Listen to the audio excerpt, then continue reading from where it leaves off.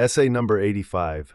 The very important reason why we choose to love people who cannot love us back. You're in love with someone who doesn't love you back, aren't you? Or you were. Maybe multiple times. Maybe right now you're lying in bed at 2 a.m. scrolling through their Instagram, wondering what you could have done differently.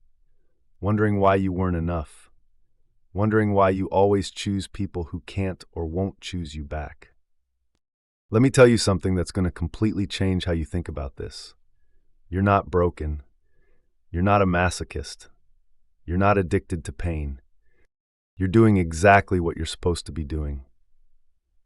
The people who can't love you back, they're not mistakes. They're teachers. And the lesson they're teaching you is going to blow your mind. But first, we need to talk about what you think relationships are for versus what they're actually for. You think a relationship is supposed to make you happy. You think it's supposed to complete you. You think it's the universe's way of saying, you're worthy, and here's your proof. You think it's supposed to fix everything that's broken inside you. That's not what relationships are for, not even close. The purpose of a relationship is not to be loved perfectly or forever. It's not to have someone meet your every need. It's not to get that hormonal high you've convinced yourself is love. It's not validation. It's not salvation. The purpose of a relationship is to see yourself completely. Read that again. The purpose of a relationship is to see yourself. Every relationship you've ever had has been a mirror. The people who trigger you the most, they're the clearest mirrors. They show you the parts of yourself you can't see any other way. The parts you're unconscious of. The parts you've buried. The parts you pretend don't exist. This is why relationships infuriate you, why they devastate you, why they obsess you. They're forcing you to look at yourself. And most of the time, you don't like what you see. So let's talk about why you choose people who can't love you back. Because you do choose them. It's not bad luck. It's not coincidence. It's not that all the good ones are taken. You choose unavailable people for a very specific reason. They represent the parts of yourself you don't love. Think about it. Why would you waste your time and energy on someone who doesn't return your affection? Why would you pour yourself into a black hole of unrequited love? Why would you stay where you're not wanted? Because on some level, you don't think you deserve to be wanted. The person who can't love you back is perfectly cast in the role of proving what you already believe about yourself. That you're not quite enough. That you're almost lovable, but not quite. That if you just try a little harder, change a little more, be a little different, maybe then you'll deserve love. But here's the plot twist. These people who can't love you back are teaching you that you are worthy of being loved back. How? By showing you what it feels like to not be chosen. By letting you experience the pain of giving yourself away for free. By forcing you to confront the question, why am I accepting less than I deserve? Every time you love someone who can't love you back, you're not actually trying to get them to love you. You're trying to get you to love you. You're trying to prove to yourself that you're worthy by convincing someone else you're worthy. But it doesn't work that way. It never has. It never will. The people who can't love you back are sacred teachers. They're the ones who can trigger the deepest, darkest parts of yourself. They're the ones who can illuminate corners of your psyche you didn't even know existed. They're the ones who can break you open in exactly the way you need to be broken. And then, this is the crucial part, they leave. They have to leave. Or they stay but remain emotionally absent. Either way, they can't give you what you're seeking. Why? Because what you're seeking isn't meant to come from them. It's meant to come from you. They can show you where you're broken, but they can't fix you. They can show you where you need love, but they can't give it to you. They can show you where you've abandoned yourself, but they can't come back for you. Only you can do that. This is why love keeps breaking your heart.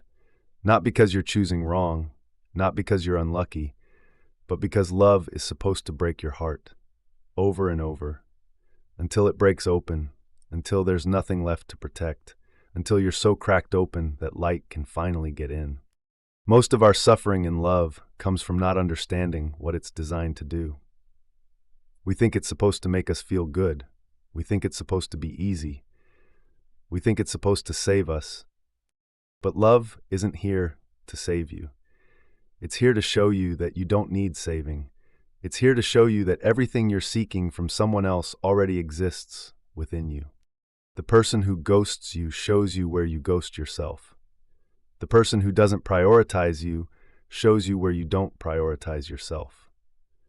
The person who can't commit to you shows you where you can't commit to yourself. They're all showing you the same thing from different angles, the relationship you have with yourself. And here's the beautiful part. Once you get this, once you really understand this, everything changes. Your life partner, they come after you've learned these lessons, after you've been broken open, after you've done the work, after you've learned to give yourself everything you were trying to get from someone else. Your big love, the real one, the one that lasts, the one that's reciprocal and healthy and nourishing, they can only arrive after you've stopped needing someone to complete you, because you've already completed yourself. They come after you've learned what love really is, not getting something from someone, not filling your void with their presence, not using their love as evidence of your worth. Real love is sharing what you already have. It's two whole people choosing to share their wholeness. It's abundance meeting abundance. It's love meeting love. But you can't get there without going through the people who can't love you back. You need them.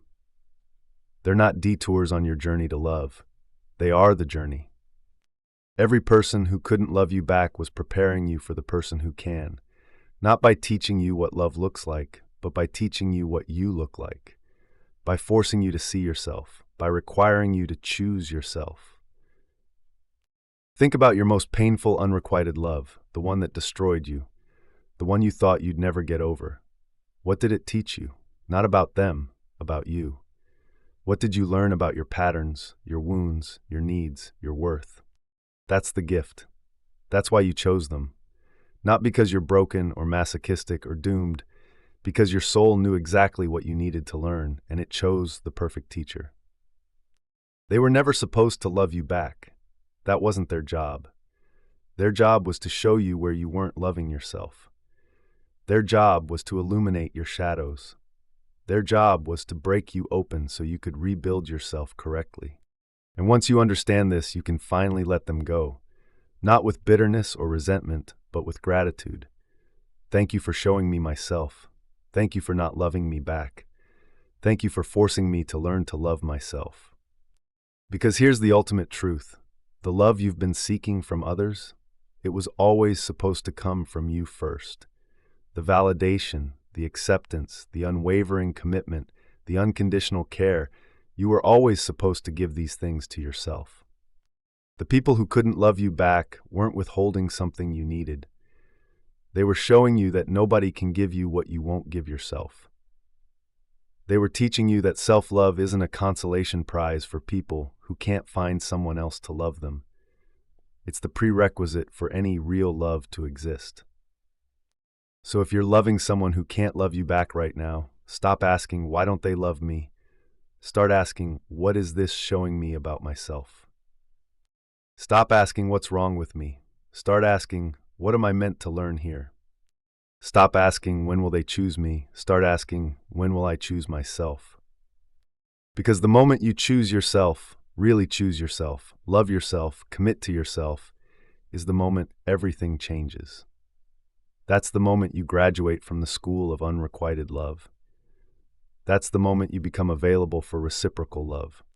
Not because you've finally become worthy, you were always worthy, but because you finally realized it. The people who can't love you back are not your punishment. They're your education. They're not your failure. They're your curriculum. They're not breaking your heart to hurt you. They're breaking it to open it. Let them break you open. Let them show you yourself. Let them teach you what they came to teach you. And then let them go. Because someone else is coming. Someone who can love you back. Someone who will choose you every day. Someone who will see your worth because you finally see it yourself. But they can't arrive until you've learned what the others came to teach you. They can't love you back until you've learned to love yourself through the experience of not being loved back. This is the very important reason why we choose to love people who cannot love us back. They're preparing us to finally, fully, completely love ourselves. And once we do, we become capable of the kind of love we were seeking all along. The real kind, the reciprocal kind, the kind that doesn't complete us, but celebrates that we're already complete. That love is coming. But first, you have to graduate from this one. The question is, are you ready to learn what it's teaching you? Or are you going to keep trying to get love from someone who's only here to show you where you're not loving yourself? The choice is yours. Class is in session. What are you going to do?